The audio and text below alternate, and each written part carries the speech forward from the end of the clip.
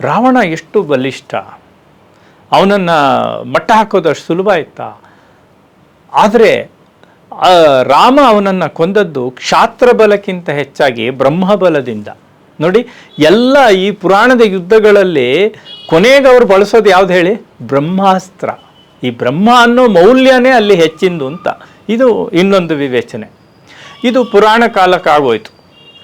ಇವತ್ತಿನ ಕಾಲಕ್ಕೆ ನಾವು ಬಂದಾಗ ಸಕ್ಸಸ್ನ ಕೋಶಂಟ್ ಅಥವಾ ಸಕ್ಸಸ್ನ ಮಾಪಕಗಳು ಯಾವ ರೀತಿ ಕೆಲಸ ಮಾಡುತ್ತೆ ಅಂದರೆ, ಒಬ್ಬ ವ್ಯಕ್ತಿ ಯಶಸ್ವಿಯಾಗಿದ್ದಾನೆ, is a successful personality, is a successful individual ಅಂತ ನಾವು ಗುರುತಿಸೋಕ್ಕೆ ಬೇರೆ ಬೇರೆದು ನೋಡ್ಕೊಂಡು ಬಂದ್ವಿ. ನೋಡಿ, ನಮ್ಮ ಭಾರತದ ಸಂದರ್ಭದಲ್ಲಿ ತಗೊಂಡ್ರೆ ಸ್ವಾತಂತ್ರ್ಯದ ವಿಚಾರದ ಅಂದರೆ ಸ್ವಾತಂತ್ರ್ಯದ ಕಾಲದಲ್ಲಿ, ಸ್ವಾತಂತ್ರ್ಯಾನಂತರದ ಕೆಲವು ವರ್ಷ ವಿದ್ಯೆ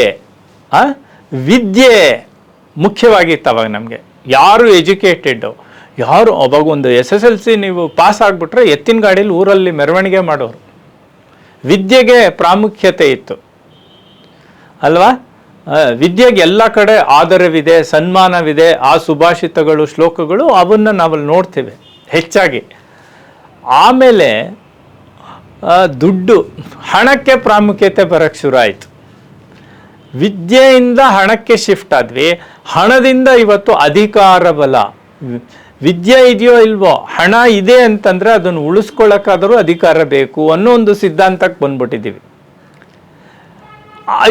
ಇದಲ್ಲದೆ ಇನ್ನೊಂದು ಸೆಲೆಬ್ರಿಟಿ ಇವತ್ತಿನ ಸಕ್ಸಸ್ ಏನಪ್ಪ ಅಂತಂದರೆ, ನಿಮಗೆ ಎಷ್ಟು ಲೈಕ್ಸ್ ಬರ್ತಾ ಇದೆ ಫೇಸ್ಬುಕ್ಕಲ್ಲಿ, ನಿಮ್ಮ ಇನ್ಸ್ಟಾಗ್ರಾಮ್ನ ಎಷ್ಟು ಜನ ನೋಡಿದ್ರು. ಇದು ಇನ್ನೊಂಥರ. ಅಂದರೆ ಹೇಗೆ ಸಮಾಜದಲ್ಲಿ ಈ ಸಕ್ಸಸ್ನ ನಾವು ರೇಟಿಂಗ್ ಹೇಗೆ ತಗೊಳ್ತೀವಿ ಅನ್ನೋಕ್ಕೆ ಉದಾಹರಣೆ. ಬರೀ ಕೇವಲ ನಮ್ಮ ಡಿಜಿಟಲ್ ಮೀಡಿಯಾಗೆ TRP ಲೆಕ್ಕ ಬರೋಲ್ಲ. ನಮ್ಮ ಬದುಕೂ total recognising percentage of the people. ನೀವು TRPಗೆ ಏನಾರ ಬೇರೆ ಅಲ್ಲಿ ಡೆಫಿನೇಷನ್ ಹೇಳ್ಕೊಡಿ. ಇಲ್ಲಿ ನಾನು ಹೇಳೋದು ಸಕ್ಸಸ್ ಇವತ್ತು ನಮ್ಮ ಮನಸ್ಸುಗಳಲ್ಲಿ, ನಿಮ್ಮ ಮನಸ್ಸುಗಳಲ್ಲಿ ಏನಿದೆ ಅಂದರೆ total recognition of the people about us. That is the definition of new TRP ಅಂತ ನಾನು ಹೇಳಕ್ಕೆ ಬಯಸ್ತೀನಿ. ಇವೆಲ್ಲ ಸಕ್ಸಸ್ನ ಬೇರೆ ಬೇರೆ ರೀತಿಯಲ್ಲಿ ನೋಡುವಂತಹ ಮಾಪಕವನ್ನು ನಾವು ಗುರುತಿಸ್ಕೊಂಡಿರುವ ಕ್ರಮ. ಇದು ಯಾವುದು ಸರಿ ತಪ್ಪು ಅಂತಲ್ಲ, ನಾನು ಇವುಗಳನ್ನು ನಿಮ್ಮ ಗಮನಕ್ಕೆ ತರ್ತಾ ಇದ್ದೀನಿ ಅಷ್ಟೆ. ಇದಾದಮೇಲೆ ಇನ್ನೊಂದು ಮುಖ್ಯವಾದ ವಿಷಯವನ್ನು ನಾನು ಹೇಳಿಬಿಡಬೇಕು.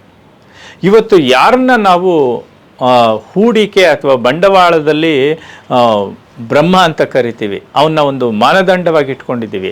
ವಾರನ್ ಬಫೆಟ್ ಅವನು ಒಂದು ಕಡೆ ಹೇಳ್ತಾನೆ, success is getting what you want, happiness is wanting what you get. Success is getting what you want, happiness is wanting what you get. ಇದನ್ನು ಅರ್ಥ ಅವನು ನೋಡಿ, ಅವನು ಹಣ ಹೂಡಿಕೆಯಲ್ಲಿ ಪ್ರಚಂಡ ಬುದ್ಧಿವಂತ.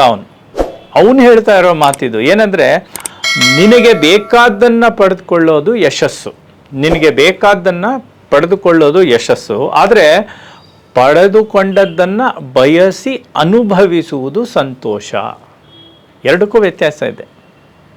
ಸಕ್ಸಸ್ ಅಂದರೆ ನಿನಗೆ ಬೇಕಾದ್ದನ್ನು ಪಡ್ಕೊಳ್ಳೋದಂತೆ, ಆದರೆ ನೀನು ಪಡ್ಕೊಂಡಿದ್ದನ್ನು ಅನುಭವಿಸೋದಿದೆಯಲ್ಲ ಅದು ಸಂತೋಷ.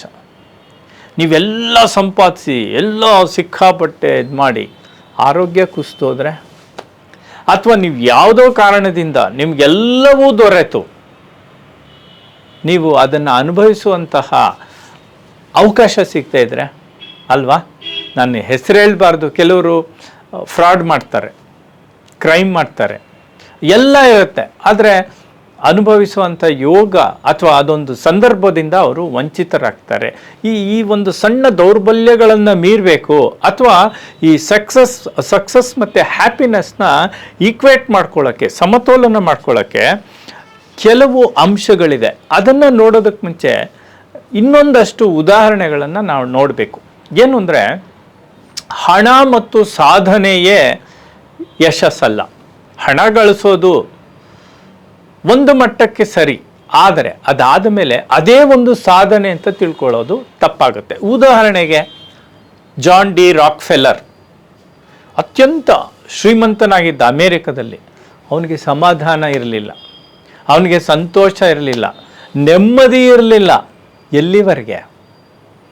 ಅವನು ಸ್ವಾಮಿ ವಿವೇಕಾನಂದರನ್ನ ಭೇಟಿಯಾಗುವವರೆಗೆ. ಅವನಲ್ಲಿ ಪರಿವರ್ತನೆಯನ್ನು ತಂದಂತಹ ಒಂದು ರೋಚಕವಾದ ಪ್ರಸಂಗ ಇದೆ. ಒಂದು ದಿನ ಬೆಳಿಗ್ಗೆ ಸ್ವಾಮೀಜಿಯವರು ಅವರ ಸ್ಟಡಿ ರೂಮ್ನಲ್ಲಿ ಏನೋ ಓದ್ತಾನೋ ಬರಿತಾ ಕೂತಿರ್ತಾರೆ. ಇವನು ರಾಕ್ ಫೆಲ್ಲರ್ ಬರ್ತಾನೆ. ಅವನನ್ನು ಇವರು ಇನ್ನೊಬ್ಬರು ಪರಿಚಿತರು, ಅವರು ಆಗರ್ಭ ಶ್ರೀಮಂತರೇ, these are all very influential people in America, ಕರ್ಕೊಂಬಂದಿರ್ತಾರೆ. ಈ ಮಾತು ಯಾಕೆ ಹೇಳ್ತಾ ಇದ್ದೀನಿ ಅಂದರೆ, ಹಣ ಮಾಡೋದೇ ದೊಡ್ಡ ಸಾಧನೆ ಅಲ್ಲ ಅಂತ. ಅವನ ಹತ್ರ ಅಷ್ಟೊಂದು ಹಣ ಸಂಗ್ರಹ ಆಗಿದೆ, ಅವನಿಗೆ ಮಾನಸಿಕವಾದಂಥ ಒಂದು ಸಮಾಧಾನ ಇಲ್ಲ. ತುಂಬ ಗೊಂದಲದಲ್ಲಿದ್ದಾನೆ, ನೋವಿನಲ್ಲಿದ್ದಾನೆ, ಸಂಕಟದಲ್ಲಿದ್ದಾನೆ. ವಿವೇಕಾನಂದರು ಅವನ್ನ ಒಂದು ಸ್ವಲ್ಪ ಹೊತ್ತು ಮಾತನಾಡಿಸ್ತಾರೆ, ಅವನಿಗೆ ಮನವರಿಕೆ ಮಾಡಿಕೊಡ್ತಾರೆ. ಏನಂತಂದರೆ, ಯು ಆರ್ ಎ ಟ್ರಸ್ಟಿ. ಭಗವಂತ ನಿನಗಿಷ್ಟು ಶ್ರೀಮಂತಿಕೆಯನ್ನು ಕೊಟ್ಟಿರೋದು ಯಾತಕ್ಕೆ ಅಂತಂದರೆ, ನೀನೊಬ್ಬ ಟ್ರಸ್ಟಿ ಅನ್ನೋ ದೃಷ್ಟಿಯಿಂದ ಅದನ್ನು ಬಳಸಬೇಕು ಅಂತ. ಅವನಿಗೆ ಅದೇನು ಪರಿವರ್ತನೆ ಆಗುತ್ತೋ ಅದಾದ ಕೆಲವು ದಿನಗಳು ಅವನು ತಕ್ಷಣ ಒಪ್ಕೊಳ್ಳಲ್ಲ. ಅವನು ಸ್ವಲ್ಪ ವ್ಯಗ್ರನಾಗೇ ಹೋಗ್ತಾನೆ. ಯಾರಿಗೆ ತಾನೇ ಅದು ನೀನು ಇಷ್ಟು ಗಳಿಸಿದ ಹಣನೆಲ್ಲ ಸ್ವಲ್ಪ ದಾನ ಧರ್ಮ ಖರ್ಚು ಮಾಡಪ್ಪ ಅಂತ ಹೇಳಿದ್ರೆ ಅವನಿಗೆ ಸಮಾಧಾನ ಆಗುತ್ತೆ. ದುಡ್ಡಿನ ಬಗ್ಗೆ ನಮಗಿರುವಂತಹ ಒಂದು ಸಂಬಂಧದ ಇದಿದೆಯಲ್ಲ ಕಲ್ಪನೆ, ಅಥವಾ ಒಂದು ಸಂಬಂಧ ಮನಸ್ಸಿನಲ್ಲಿ ನಾವು ರೂಢಿಸ್ಕೊಂಡಿರ್ತೀವಿ. ಕೆಲವರು ಅಂತಾರೆ ದುಡ್ಡು ಕೆಟ್ಟದ್ದು, ಇನ್ನು ಕೆಲವರು ಅಂತಾರೆ ದುಡ್ಡೇ ಬೇಕು ಅಂತ. ಇವೆಲ್ಲ ಬೇರೆ ಬೇರೆ ಎಕ್ಸ್ಟ್ರೀಮ್ಸು. ಅದನ್ನು ಸಮತೋಲನದಲ್ಲಿ ಇಟ್ಕೊಳ್ಳೋದು ಮುಖ್ಯ ನಾನು ಇಲ್ಲಿ ಹೇಳ್ತಾ ಇರೋದು. ವಿವೇಕಾನಂದರು ಅವನಿಗೆ ಮನವರಿಕೆ ಮಾಡಿಕೊಟ್ಟ ಮೇಲೆ ಆ ಕ್ಷಣದಲ್ಲಿ ಅವನು ಒಪ್ಪದೇ ಇದ್ದರೂ ಅವನು ಹೊರಟೋಗ್ತಾನೆ. ಅದಾದ ಕೆಲವು ದಿನಗಳ ಬಳಿಕ ಅವನು ಒಂದು ದೊಡ್ಡ ಮೊತ್ತದ ಹಣವನ್ನು ರಾಕ್ ಫೆಲ್ಲರ್ ಫೌಂಡೇಶನ್ ನಿಧಿಯನ್ನು ಸ್ಥಾಪಿಸ್ತಾನೆ. ಅದು ಪ್ರತಿಭಾವಂತ ವಿದ್ಯಾರ್ಥಿಗಳಿಗಿರ್ಬೋದು, ಬಡ ವಿದ್ಯಾರ್ಥಿಗಳಿಗಿರ್ಬೋದು, ಇಟ್ಸ್ ಎ ಫೌಂಡೇಶನ್. ಆ ದೊಡ್ಡ ಮೊತ್ತದ ಚೆಕ್ಕನ್ನು ಅವನು ಕೊಟ್ಟಿದ್ದಕ್ಕೆ ದಾಖಲೆ ಇದನ್ನು ತಂದು ಇವರು ಮತ್ತೆ ಇವ್ರ ಪಾಡಿಗೆ ಇವ್ರು ಓದ್ತಾ ಬರೀತಾ ಇರ್ತಾರೆ. ಬಂದು ಇವ್ರ ಟೇಬಲ್ ಮೇಲೆ ಹಿಂಗೆ ಹಾಕ್ತಾನೆ. See you have to thank me ಅಂತ. ಅವನು ಏನು ಹೇಳ್ತಾನೆ, ಸ್ವಾಮೀಜಿ ವಿವೇಕಾನಂದರಿಗೆ ಹೇಳ್ತಾನೆ, ನೋಡಿ ನೀವು ಹೇಳಿದ ಕೆಲಸ ಮಾಡಿದ್ದೀನಿ, ನಿಮ್ಮ ಮಾತು ಕೇಳಿದ್ದೀನಿ, you have to thank me ಅಂತ. ಅವ್ರ ಕತ್ತು ಕೂಡ ಎತ್ತಲ್ಲ. ಅವ್ರು ಅದನ್ನು ಹಿಂಗೆ ಕಣ್ಣಾಡಿಸಿ ಅವನ ಕಡೆ ತಿರುಗು ನೋಡಲ್ಲ, ಹಂಗೆ ಹೇಳ್ತಾರೆ, it is you who have to thank me. ಯಾಕೆಂದರೆ ಅವನಿಗೆ ಅರ್ಥ ಆಗುತ್ತೆ. ಯಾಕೆಂದರೆ ಅವನ ಬದುಕಿನಲ್ಲಿ ಹಣವೇ ಯಶಸ್ಸು ಅಂದ್ಕೊಂಡು ಅವನಿಗೆ ಒಂದು ಬದಲಾವಣೆಯನ್ನು ತಂದು ಕೊಟ್ಟಿರ್ತಾರೆ. ಅದಾದಮೇಲೆ ಅವನು ತುಂಬ ಕೆಲಸಗಳನ್ನು ಮಾಡ್ತಾನೆ. ಈ ರೀತಿಯಲ್ಲಿ ನಾನೇನು ಹೇಳ್ತಾ ಇದ್ದೀನಿ ಅಂದರೆ, ಹಣವೇ ಸಾಧನೆ ಅಲ್ಲ. ಇನ್ನೊಂದು ವೃತ್ತಿ ಸಾಧನೆ ಅಂದರೆ, ನಮ್ಮ ವೃತ್ತಿಯಲ್ಲಿ ನಾವು ಯಾವುದೋ ಒಂದು ಉನ್ನತ ಹುದ್ದೆಯನ್ನು ತಲುಪಿದ ಮೇಲೆ ಅದೇ ದೊಡ್ಡ ಸಾಧನೆ ಅಂತ ಅಂದ್ಕೊಳ್ಳಬಾರ್ದು. ನಾವು ಯಾವತ್ತೂ ನೆನೆಸ್ಕೊಂಡು ಕೈ ಮುಗಿಬೇಕಾದಂತಹ ನಮ್ಮ ರಾಷ್ಟ್ರದ ರಾಷ್ಟ್ರಪತಿಯಾಗಿದ್ದವರು ಯಾರು? ಅಬ್ದುಲ್ ಕಲಾಂ ಸಾಹೇಬರು. ಅಷ್ಟು ಸರಳ ವ್ಯಕ್ತಿ, ಅಷ್ಟು ಉನ್ನತ ಹುದ್ದೆಯಲ್ಲಿದ್ದವರು. ಒಂದು ಸೂಟ್ ಕೇಸ್ ಇಟ್ಕೊಂಡು ರಾಷ್ಟ್ರಪತಿ ಭವನಕ್ಕೆ ಹೋಗಿ ಅದೇ ಸೂಟ್ ಕೇಸಲ್ಲಿ ತಮ್ಮ ಬಟ್ಟೆ ಬರೆ ತಗೊಂಡು ಆಚೆ ಬಂದವರು. ನಾನು ಹೇಳಬಾರ್ದು, ಕೆಲವರೆಲ್ಲ ತಾವು ದೊಡ್ಡ ರಾಜಕೀಯ ನಾಯಕರು, ರಾಜಕೀಯ ಮುಖಂಡರು ತಾವಿದ್ದಂಥ ಬಂಗಲೆಗಳ ಅಮೃತ ಶಿಲೆಯ ನೆಲ, ಅದು ಟೈಲ್ಸ್ ದೊಡ್ಡ ದೊಡ್ಡದು, ಅದನ್ನು ಕೂಡ ಎಬ್ಗೊಂಡೋದವರಿದ್ದಾರೆ. ಅಂಥ ನಾಯಕರ ನಡುವೆ ಇಂತಹ ಒಬ್ಬ ಆದರ್ಶ ರಾಷ್ಟ್ರಪತಿಯನ್ನು ನಾವು ನೋಡಿದ್ದು ನಮ್ಮ ಭಾಗ್ಯ.